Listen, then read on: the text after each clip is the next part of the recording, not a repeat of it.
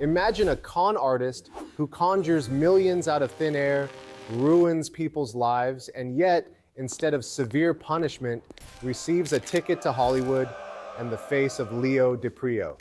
This is Jordan Belfort, the man who defrauded America with penny stocks, served a laughable 22 months, and became a millionaire again simply by selling the story of his crimes. And you know what the wildest part is? The crowd still treats him like a hero. Queens, New York, 1962. A neighborhood where the ceiling of your dreams is made of asbestos and the ultimate goal is a safe union factory job. But little Jordan Belfort was dead allergic to the phrase, playing it safe. Summer, the beach, 95 degrees outside. While other kids are building sandcastles, 16-year-old Jordan is building an Italian ice monopoly. 2 for 1, but only if you bring 3 friends. Hustle up before it melts. By the end of August, he's sitting on 20 grand in cold, hard cash. In a normal teenager's world, that's a brand new car. In Jordan's world, it's just the buy-in for the real game. He bought his way into dental school and dropped out on day 1 because the dean said, "You won't get rich here." Jordan walked out without looking back. He realized early on, the world is split into the schmucks who clean teeth and the guys who knock them out to steal the gold. It didn't start in a penthouse. After college, Jordan hit the pavement slinging meat and seafood door to door. "Sir, how about 30 premium steaks?" "I'm vegan." "Perfect. More for your buddies to grill." It was a gritty, sketchy hustle, but it worked. He was moving $100,000 a month with no trucks, no warehouses, and zero clue about logistics, just Jordan grinding his ass off. He was hauling frozen fish in the backseat of his car, got buried in debt, and eventually went completely belly up. But sitting in the ashes of his meat business, he found his superpower. The product was bullshit, steaks, surfboards, stocks, it didn't matter. If you have the gift, you can sell ice to an Eskimo. He just needed a higher ticket item. Wall Street in the 80s was a Shark Tank filled with pure adrenaline. Jordan lands an entry-level gig at L.F. Rothschild, a blue-chip firm with tailored suits, ruthless quotas, and cocaine in the bathroom stalls. That's where he tasted real money, raw greed, and absolute power. He learned how the markets move, how brokers talk, and most importantly, how they close. October 1987. Black Monday? The phones went dead. Brokers stared at the bleeding ticker tape. The market tanked. On his very first day as a fully licensed broker, Jordan is out of a job. Scouring the classifieds, he stumbles into a dingy strip mall boiler room in Long Island, pushing pink sheet penny stocks. The big Wall Street guys laughed at this garbage, but Jordan was ready to get his hands dirty. He walks in. The boss looks him up and down, chewing gum. "Ever pitched a 5-cent stock, kid?" No. "Good. Just lie better than that guy over there." Jordan picks up the phone. "Mr. Miles, you smell that? That's the stench of your past due bills and dead dreams. You're choking on mediocrity. I'm offering you an oxygen mask. This play isn't just a stock. It's a giant middle finger to the system that's keeping you broke.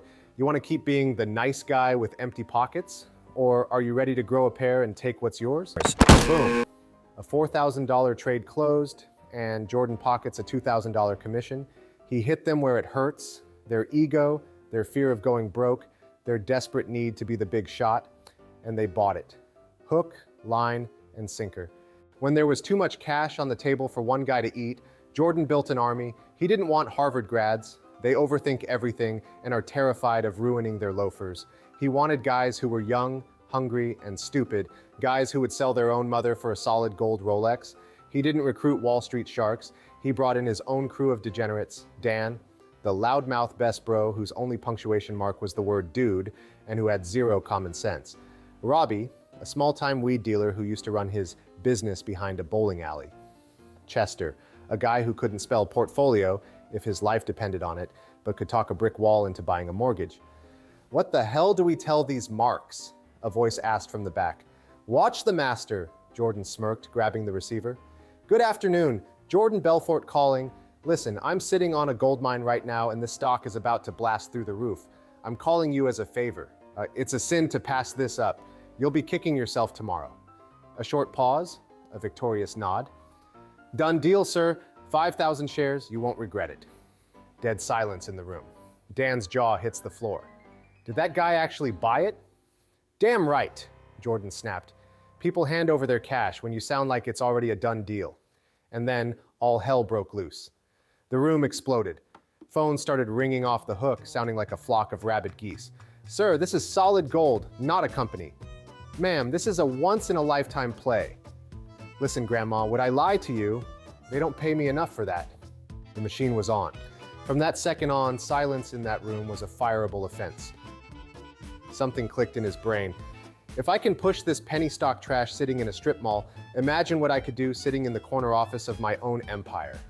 Done. They named the joint Stratton Oakmont.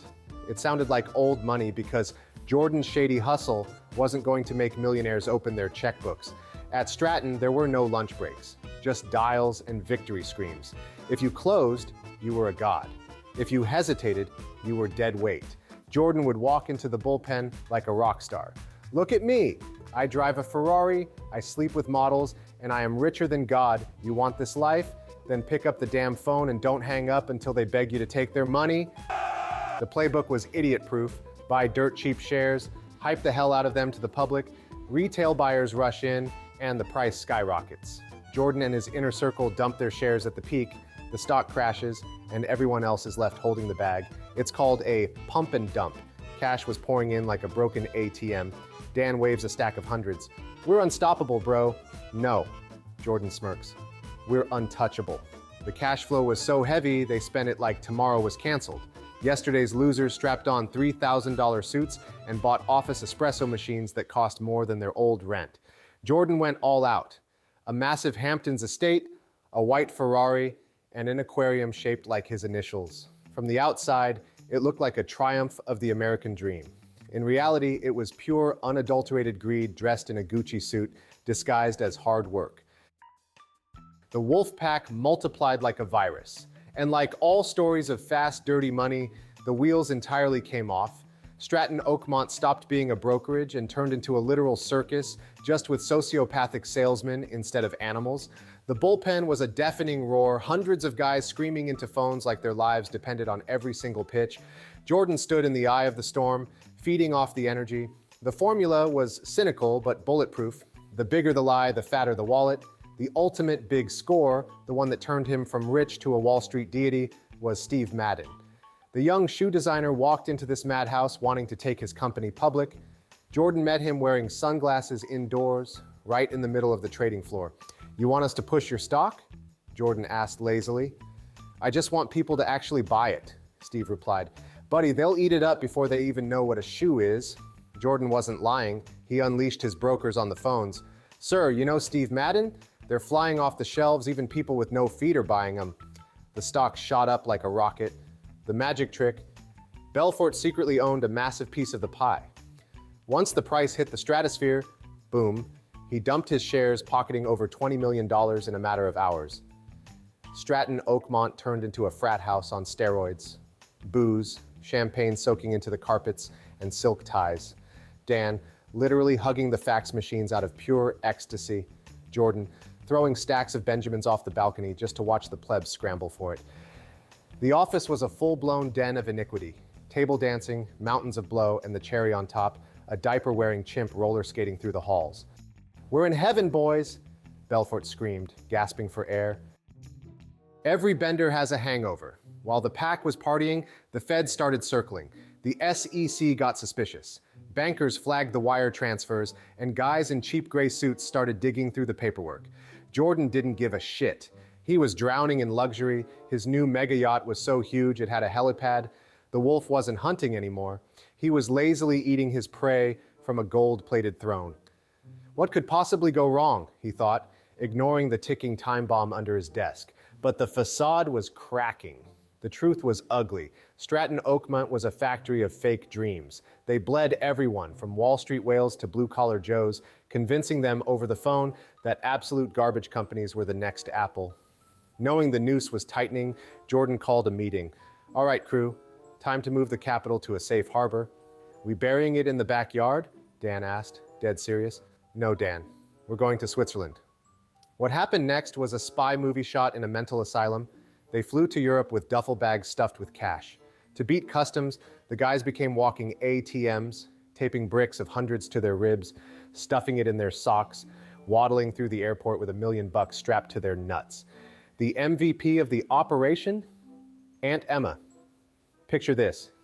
An 80-year-old British lady casually walking into a Zurich bank to open numbered accounts. She smuggled illicit millions with the grace of a woman knitting a sweater.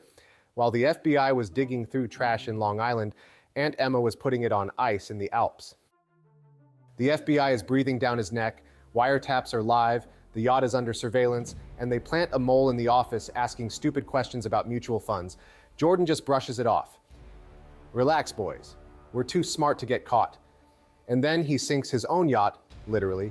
In a fit of pure arrogance, he orders the captain to sail right into the teeth of a massive storm in the Mediterranean, ignoring every warning.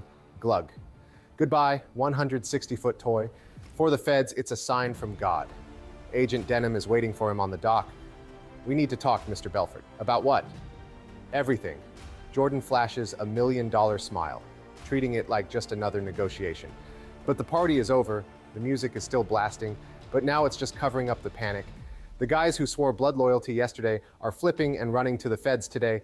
Dan, his loudest, most loyal bro, calls him, "Bro, what do we do?" "Just don't talk to anybody." Too late, man. I already talked to everyone. Jordan is cornered, accounts frozen, the Ferraris are repossessed. The feds take everything, down to the giant initial-shaped fish tank. Alone in his mansion, Jordan wanders the halls in a bathrobe, sipping scotch like a ghost. "Stay calm," he mutters. "I gotta play." Spoiler alert, he had no play. The final hammer drops. The FBI drops the wiretaps, the Swiss accounts, and statements from an army of pissed-off victims on the table. The deal is simple.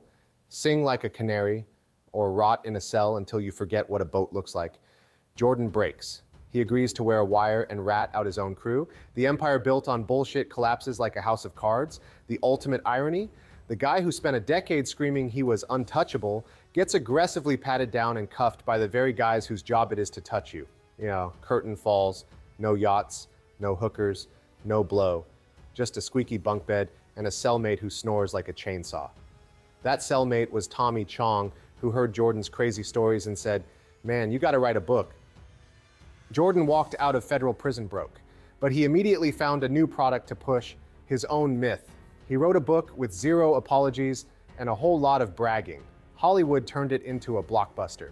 Leo DiCaprio played him so well, it felt like a reward for his crimes. At the premiere, Jordan sat in the audience grinning. For once, he didn't even have to sell the tickets himself. The people he ripped off lost their houses and life savings, and most never got their money back. Meanwhile, Jordan is now a highly paid motivational speaker. He teaches sales and wears the Wolf moniker not as a felony charge, but as a premium brand. He didn't just escape justice, he monetized it. And the sickest part of the whole story, we bought the ticket. Because while we laughed at the movie and hyped up his hustle, we admitted the ugly truth. Deep down, we didn't want him to get punished. A part of us just wanted to be him.